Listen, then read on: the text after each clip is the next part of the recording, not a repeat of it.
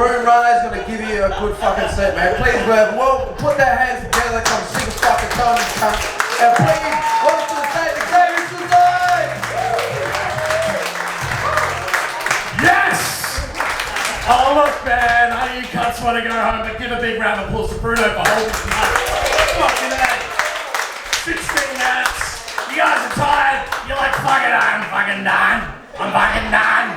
Yeah. Fuck, man. It's good to be here. Bless you guys for fucking coming out here. There's fucking World War III going on, and you decided to go to an open mic night on a Tuesday. Fuck, man.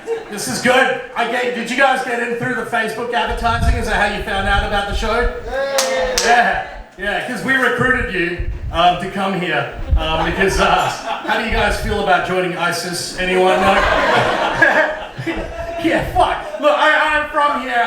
You know, it's cool, man. It's a fucking international crowd as well. Like, you know, it's kind of great. I'm a little bit racially ambiguous, but I'm from here, man. But like, you know, people are like, what the fuck race is that guy? I'm like, I've got the body of a Samoan and the face of a fucking security guard at Chemist Warehouse.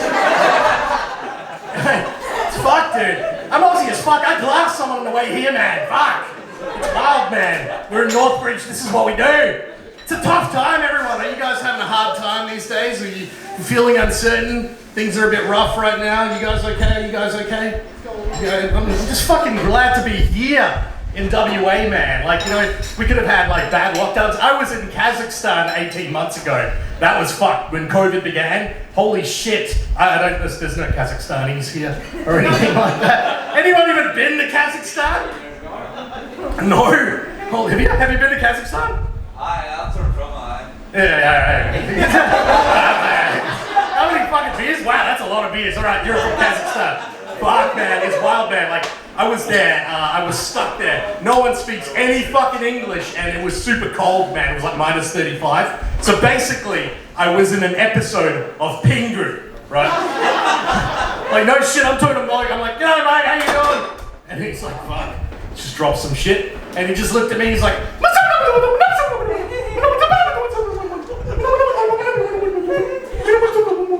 and I was like, Mom! Right? Alright, Pingu is fucking universal. International audience has got that. It's good, bless you guys. I mean, it's fucked up. This world is fucked right now. It's really bad. I'm even struggling. There's like a supply chain issue as well. Anyone trying to order shit online? Yeah. How fucking long is the wait? I tried to get like an iPhone, the new iPhone, and they were like, oh, I can't. It's going to come from China, and it's going to take 11 months. To come here. 11 months. The kid who's gonna make it hasn't even been born yet. That's how fucking wild it is, man. Hey, guy got that, you appreciate it. Man. So it's cool. Anyone backpacking and just come in? No, fuck, man. Like, I'm just trying to figure out what the world's like, eh? I can't remember anymore, eh? It's fucking weird, man. Like, it's crazy. I'm gonna tell you a story. Like, you know, do you miss like travel stories? How fucking good? You guys would have had a few travel stories. Some good shit. Are you brothers or like you're literally still at war with each other? Yeah, brothers, yeah. We killed each other now. That's right, that's good. It's like Ukraine and Russia, which one's which? Yeah, pretty much, yeah. Yeah, fuck, man. That's tough. Can you do us a favor and not ask me any more questions? Okay. Do you want me to ask questions? I don't want to ask. Okay, no, I'll do that.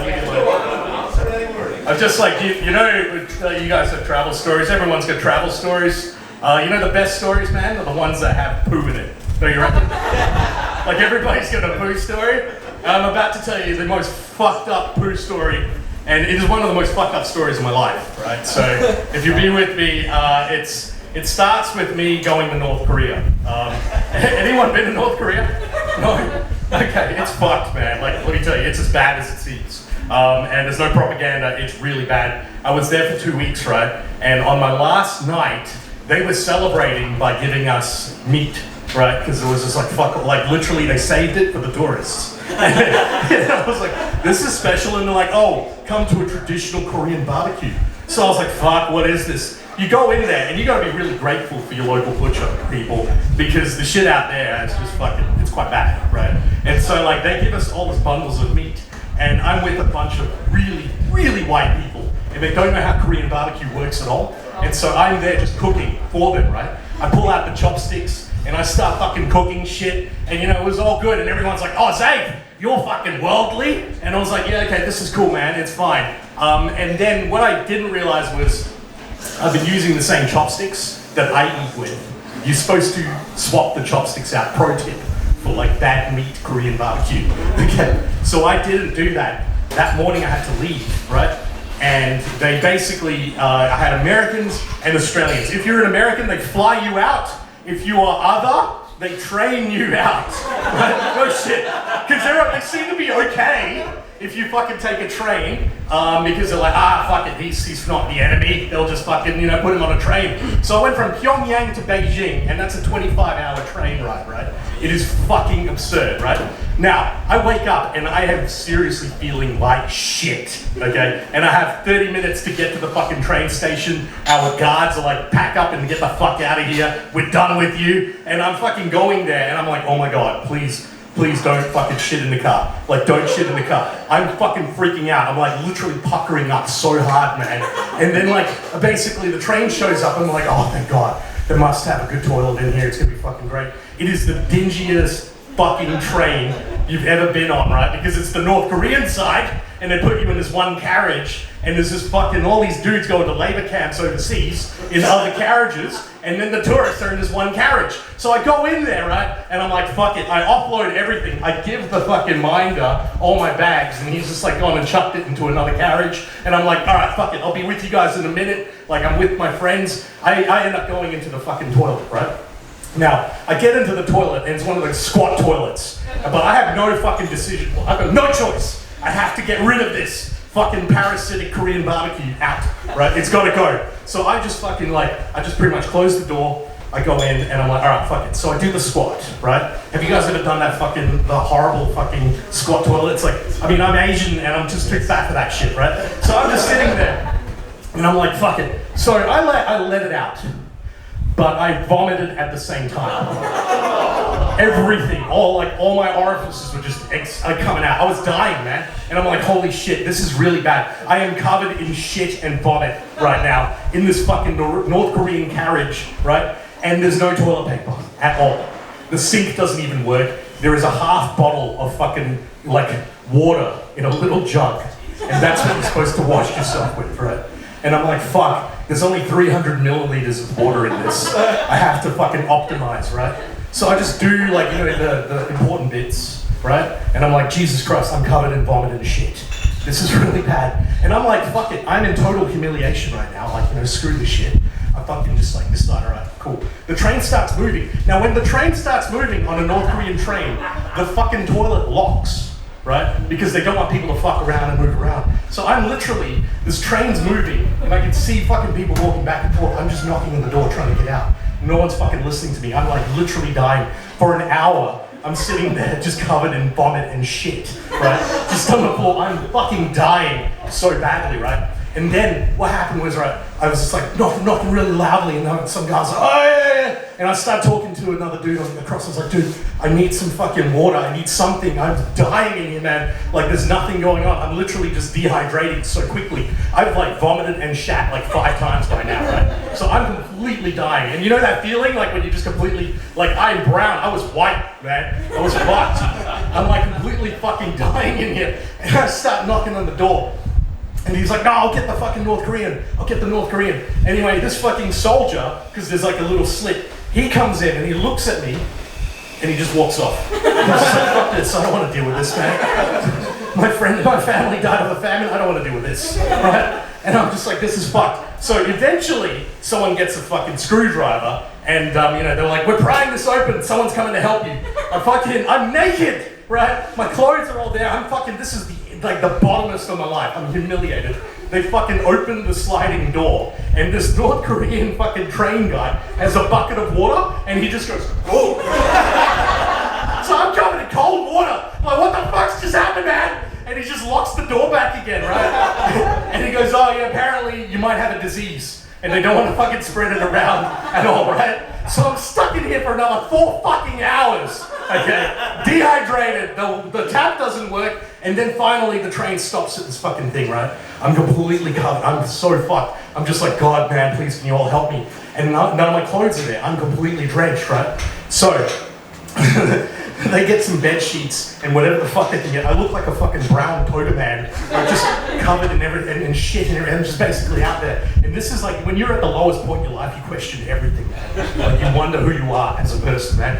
And then they basically came by and they were like, okay, well, we'll chuck you inside the mid carriage because you could be diseased, right? And so they lock me in there and I'm watching the fucking famine on the train as this train's going out through the border to China, right? So we get to fucking China finally in the border, and oh my God, right? So what happened was the border guard, who was the preliminary guy, he comes and sees me, right? And he's like, holy shit, right? He's just looking at me, he calls like 6 of his friends, and they're all like looking at me in the train, and I'm like completely fucking drenched and covered, and I'm like in the humility thing.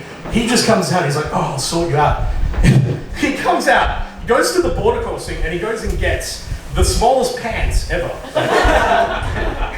And he just waves it at me. He can't open the fucking carriage door because we're going through customs and into like official China. And he basically just starts waving it to me, like giving me hope that maybe I'm gonna get these fucking pants that I can't even fit, right? Anyway, it starts moving, and he's still fucking walking on the thing, right? Just showing me this thing. He's like, this is hope. Anyway, so I'm like, fuck. We get like 3 more hours, and I'm still dehydrated. They finally start coming down, and they're like, and it's starting to go, okay, we'll get a doctor, we'll get the guard. The next post, the Chinese army come in, and this dude in full-on fucking, like, complete hazmat starts taking tests of me. I'm covered in a fucking toga bedsheet and shit and vomit, and he's just testing me like a fucking... God, this is pre-COVID, by the way. This is fucking 10 years ago. Like, COVID 10, right? And so he's, like, testing me and shit like that, and he's like, okay, I think he's okay. He's just sick. Like, he's got food poisoning. And so I'm like, okay, this is fucked. The other dude comes in, and he tells me, he's like, oh, we managed to find you some clothes, right? And so he comes in and he literally gives me the biggest sized Chinese army outfit ever, right? So I'm dressed like a soldier, okay? Even with boots and everything, because all my shit is all wet. And I'm fucking dying, I'm just lying in there. People are coming to monitor me. And then I finally arrive in Beijing, right? The next day. What they didn't tell us overnight was they moved the carriages and they swapped us around with like the Chinese army carriages. So basically, you just swap trains because there's a different size between Korea and China, fun fact. Anyway, so we arrived there, and literally, there are 1,000 soldiers out the front, and I'm fucking fully dressed in this Chinese outfit, and I'm still like, vomiting. I look like wrecked, I look like I've been training or something like that. I come out with my backpack, full-on Chinese outfit, and I walk outside, and there's like 1,000 fucking soldiers just looking at me, like, what the fuck is doing this?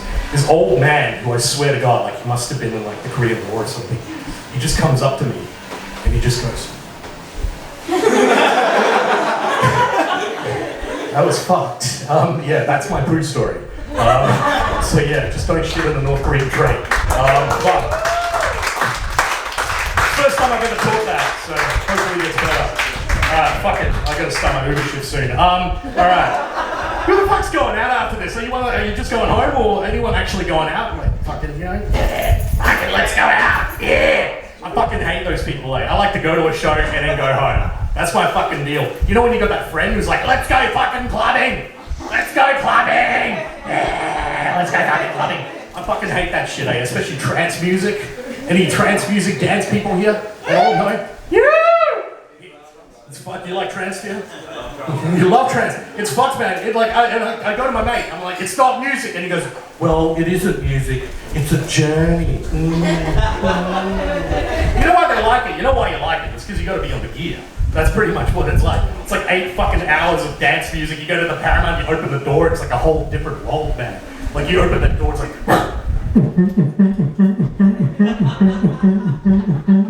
Suddenly the drugs start kicking in.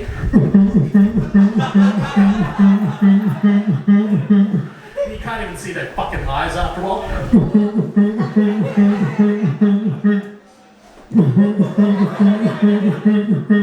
I hate that shit because, like, you know that trance music where they got that chorus? It's always spiritual and shit.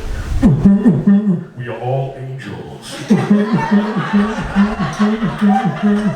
We are all angels, born with one wing. But only when we embrace, we can fly. We can fly. You hear that peak trance music? Peak trance is where like they go, everybody seems to know what the fuck to do. Like there's something like, we can fly. Fly, fly, fly, fly, fly, fly, fly, fly, fly, fly, fly, fly, fly, fly, fly. All right, you guys have been fantastic. Thank you very much for doing this.